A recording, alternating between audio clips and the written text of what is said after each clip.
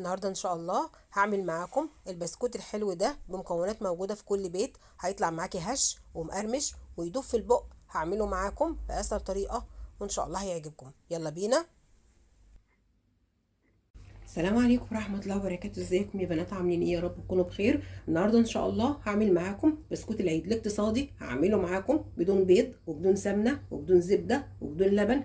هيطلع معاكي هش. هعمله معاكم بمقادير سهله وبسيطه موجوده في كل بيت، وهعمله معاكم باسهل طريقه وان شاء الله هيعجبكم. تعالي معايا نشوف المقادير والطريقه، بس ما تنسيش اللايك والاشتراك في القناه. معايا كوبايه من الزيت، كوبايه الا ربع من السكر البودره، نص كيلو من الدقيق منخول وعليه رشه من الملح، معلقتين كبار نشا. وفايده النشا بيدي البسكوت قرمشه حلوه جدا، وكمان بيخلي البسكوت ناعم. ومعلقه كبيره من الكيك شيف. الكيك شيف حلو جدا في المخبوزات والمعجنات. ومعايا كمان ريحه الموز او ريحه البرتقال، ونص معلقه صغيره فانيليا. وممكن كمان بتعملي البسكوت نص سمنه ونص زيت، بس النهارده ان شاء الله بعمله معاكم اقتصادي بدون سمنه وبدون زبده. هبدا بسم الله الرحمن الرحيم، واحط المواد الجافه على الدقيق. هحط النشا على الدقيق بسم الله الرحمن الرحيم، وهحط الكيك شيف وهخلط بسم الله الرحمن الرحيم.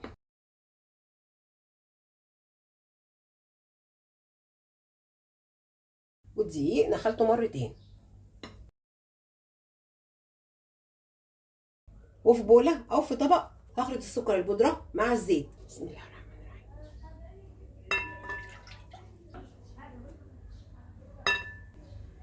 وبالمضرب الكهربائي هخلط السكر البودره مع الزيت.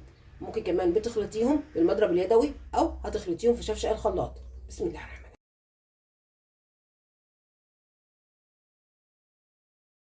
هخلط السكر البودره مع الزيت لغايه لما السكر يدوب تماما والخليط يكون لونه فاتح بسم الله الرحمن الرحيم.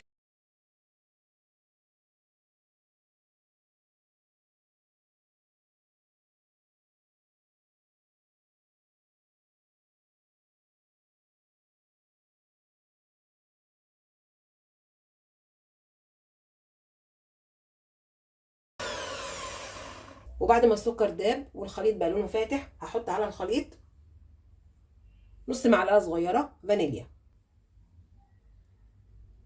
هحط الفانيليا على الخليط بسم الله الرحمن الرحيم. وهحط كمان معلقه صغيره من ريحه الموز.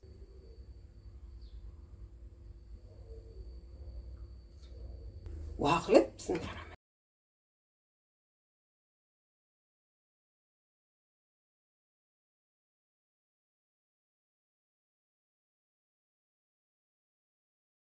وبعد ما خلطت السكر البودره مع الزيت لغايه لما السكر داب تماما والخليط بقى لونه فاتح، هنزل بالدقيق شويه شويه وهخلط بسم الله الرحمن الرحيم.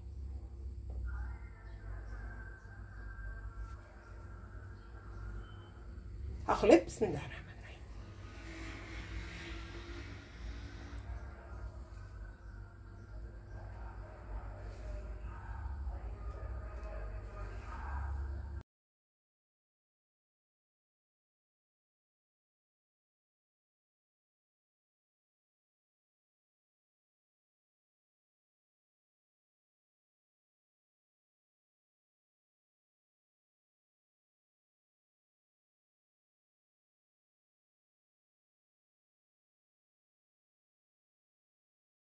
خلط الدقيق مع السكر البودره والزيت، والسر اللي بيحطوه اصحاب المحلات للبسكوت بيخلي البسكوت هش وخفيف، وكمان بديل البيض واللبن والزبده هو ستيفن اب او المريندا برتقال، بيخلي البسكوت هش وخفيف، وكمان بديل البيض والزبده واللبن. لو هتعملي البسكوت بالكيس الحلواني هتحطي على نص كيلو من الدقيق كوبايه ونص من الستيفن اب من مج الشاي العادي. ولو هتعملي البسكوت بالمكنه زي امهات هتحطي على نص كيلو من الدقيق كوبايه واحده بس من الستيفن اب.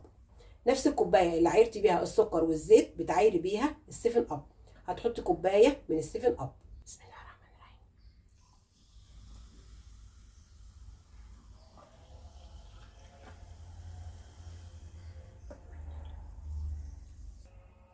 هحط السيفن اب على الدقيق بسم الله الرحمن الرحيم. حطيت نص الكوبايه وهخلط بسم الله. هخلط بايدي خلط بس مش عجن.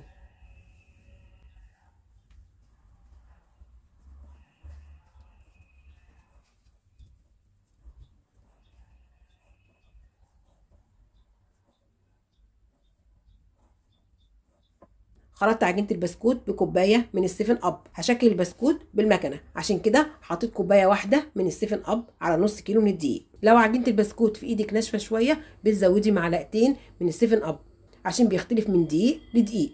هشكل البسكوت بالمكنه.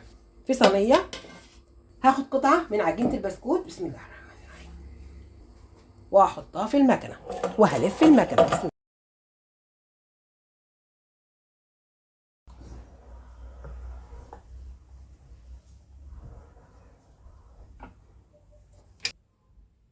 بالشكل ده، وبتعملي طول البسكوته حسب رغبتك. احطها في الصينيه.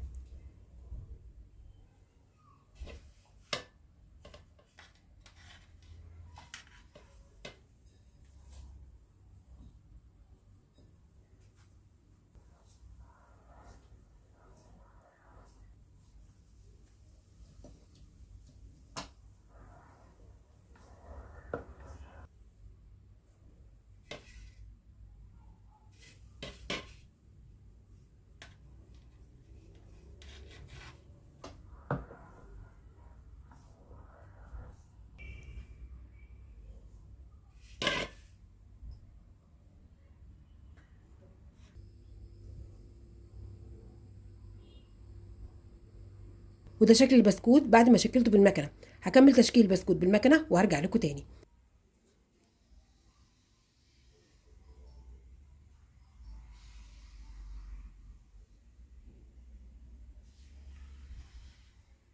وشكلت عجينه البسكوت بالمكنه، وفات قطعه من عجينه البسكوت شكلتها بالقمع. وهدخل البسكوت فرن ساخن على درجه حراره 180 في الرف اللي في النص لغايه لما البسكوت يستوى وياخد اللون الذهبي. هدخل البسكوت الفرن، ولما يستوى وياخد اللون الذهبي هرجع اوريكم شكله النهائي. بسم الله ما شاء الله، ده شكل البسكوت بعد ما استوى وخرج من الفرن. هسيبه لغايه لما يبرد وهقدمه.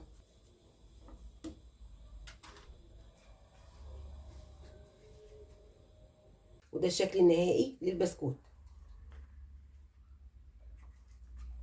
شكله حلو وريحته حلوه جدا وطعمه ان شاء الله هيعجبكم. جربيه على طريقتي ان شاء الله هتعجبك. شوفي كمان تسويته كلها واحد، واخد اللون الذهبي من فوق واللون الذهبي من تحت، تسويته كلها واحد. شوفي كمان، شوفي من جوه هش ومقرمش وريحته حلوه وطعمه ان شاء الله هيعجبكم. جربيه على طريقتي وان شاء الله هتعجبك. والنهارده عملت معاكم بسكوت العيد الاقتصادي بدون بيض ولا زبده ولا سمنه ولا لبن. عملته معاكم اقتصادي بمكونات موجوده في كل بيت وباسهل طريقه. جربيه على طريقتي وان شاء الله هتعجبك. يا رب تكون حلقتي النهارده عجبتكم، وما تنسوش تعملوا لايك وشير الفيديو واشتراك للقناه وتفعيل زر الجرس عشان يوصلك مني كل جديد. كل سنه وانتم طيبين. السلام عليكم ورحمه الله وبركاته.